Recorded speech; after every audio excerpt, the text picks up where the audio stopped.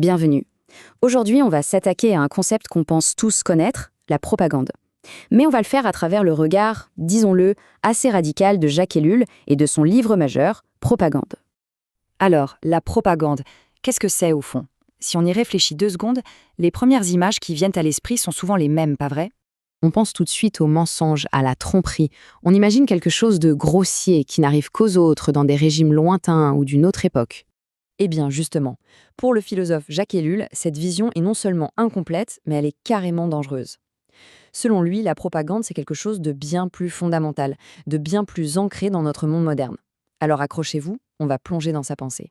Pour commencer, la première chose à faire, c'est de se débarrasser d'une vieille idée. Non, la propagande ne se résume pas à raconter des bobards, comme on dit. En fait, Ellul va plus loin. Il dit que croire que la propagande n'est que mensonge, c'est précisément ce qui nous empêche de voir comment elle fonctionne réellement aujourd'hui. Bon, alors, si ce n'est pas le mensonge, qu'est-ce qui définit la propagande? Pour Ellul, le critère, ce n'est pas la vérité. Non, le seul et unique critère de la propagande moderne, c'est son efficacité. Et ça, c'est un phénomène mondial. Ellul observait déjà à son époque que malgré leurs différences énormes, 3 grands blocs la pratiquaient de manière intensive. L'URSS, la Chine et oui, même les États-Unis. Et c'est ça, le point absolument central. Peu importe le système politique, la seule chose qui compte, le dénominateur commun, c'est ce souci permanent, cette obsession de l'efficacité. Le but, ce n'est pas tant de faire croire à une idée que de provoquer une action bien précise. Cette citation de Goebbels, aussi glaçante soit-elle, illustre parfaitement cette idée. On ne parle pas pour informer, mais pour obtenir un effet, un résultat tangible. Et cette recherche constante d'efficacité, eh bien, ça a tout changé. La propagande est passée d'un art un peu bancal à une véritable technique scientifique au sens moderne du terme. Regardez bien, on est loin de l'improvisation. D'abord, elle s'appuie sur des bases scientifiques, la psychologie, la sociologie. Ensuite, elle suit une méthode super rigoureuse, presque une recette. Elle exige aussi une analyse très fine de sa cible. Qui on vise et dans quel environnement?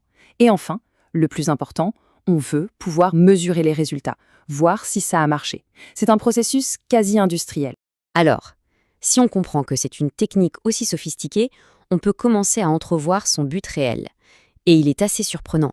Contrairement à ce qu'on pourrait croire, le but ultime n'est pas juste d'opprimer ou de contrôler les gens par la force. C'est beaucoup plus subtil que ça. Le vrai tour de force, c'est ça. Il s'agit de créer une obéissance qui soit volontaire, mieux, une obéissance enthousiaste. L'idée, c'est que les gens s'adaptent, se conforment, mais de leur propre chef, persuadés que c'est la meilleure chose à faire. C'est là qu'Ellul devient vraiment provocateur. Pour lui, des domaines comme les relations publiques ou les relations humaines en entreprise sont des formes de propagande. Pourquoi? Parce qu'ils visent tous à adapter l'individu à un certain système, à une certaine société. Le but final, c'est de lisser les angles, de résoudre les tensions, pour que chaque individu s'intègre parfaitement, sans friction, dans la grande machine de la société technicienne. Et tout ça nous amène à la conclusion la plus forte d'Ellul, sa thèse la plus radicale sur la place qu'occupe la propagande dans nos vies. Ce serait une erreur fondamentale de croire que la propagande est juste un outil qu'un gouvernement ou une entreprise sort de sa boîte de temps en temps quand il en a besoin. Non, pour Ellul, la propagande est bien plus profonde. Comme il le dit, c'est moins une arme politique qu'un effet. L'effet de notre société technicienne, une société qui nous enveloppe complètement. Autrement dit, c'est l'atmosphère dans laquelle on baigne tous les jours. Une atmosphère conçue pour nous aider à nous adapter, à obéir, et même à le faire avec le sourire. C'est le lubrifiant qui fait tourner la société moderne. Et ça nous laisse avec une question assez vertigineuse, il faut bien l'avouer.